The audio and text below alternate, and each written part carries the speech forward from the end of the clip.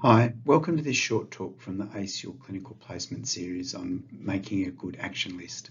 Good patient care is fundamentally about getting the right things done. My name's Matthew Links and I'm the Discipline Lead for Medicine at Bond University and a medical oncologist, and I'm speaking to you from Combermere Country on the Gold Coast. Healthcare communication is orientated towards action, and there's three critical tools to promote this are a summary statement or formulation, a problem list, and an action list. A good action list is a critical part of the process. Now, it's really difficult for all of us to stay on top of all the things that need doing. Simplifying what needs doing to an action list, and then for the practitioner to be able to transfer tasks to their to-do list helps prevent errors. A good plan doesn't help if it doesn't happen. Sometimes it seems like being a doctor is overwhelmingly paperwork, particularly as an intern. But the truth of the matter is it requires clinical judgment to make sure the right things happen. This isn't just paperwork, it's a key clinical task. A good quality action list flows from a good problem list, so they should align. This means that if you have problems without actions, you've got a problem. And if you have actions that don't relate to a problem, you must have missed something. Like a good action list, a good problem list is holistic, person-centered, and focused on quality and safety.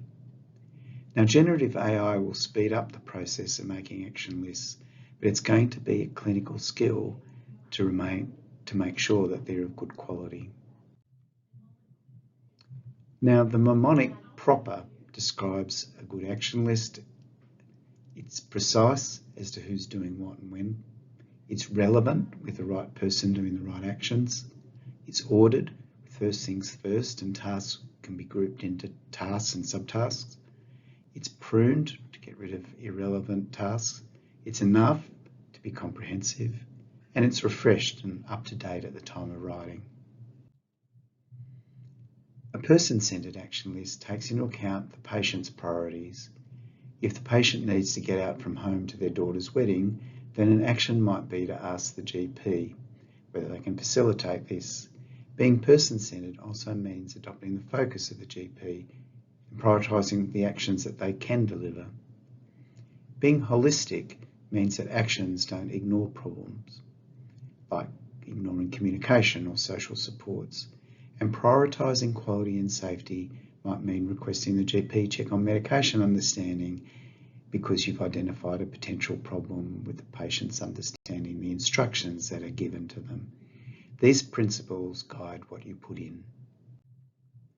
What you leave out is also important, and this would include duplicate tasks, actions the GP can't possibly do, like seeing them in an unrealistic time frame, or busy work that doesn't achieve anything. So an example of an action list that allocates tasks appropriately might be allocating action for the oncology clinic to follow up the PET scan, for the patient, safety netting them to follow up just in case the referral gets lost, and some actions requested from the GP that builds on the strength of their existing relationship with the patient, their involvement in overall care planning, and their connection with family and expertise in prevention. Now, it's somewhat difficult as a junior doctor or even as a consultant to tell GPs what they should do. They are, after all, independent practitioners, often more experienced than you, and they may know the patients and their problems much better than you do. All you can do is ask nicely.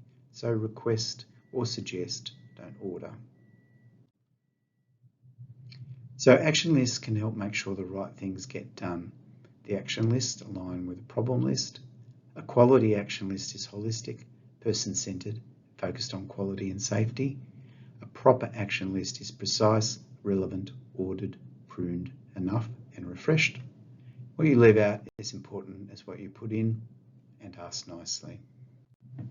So I hope you found something useful in this talk and have found some ideas to help you improve your action lists. If you're a Bond student, there are further resources on the Learning in Practice page on LionLearn.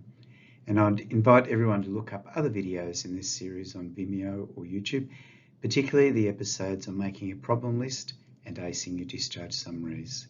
and I encourage you to leave a comment or a request for further resources. I've posted some other resources on this page that you might find useful. Good luck, and may your action lists ensure that the right things get done.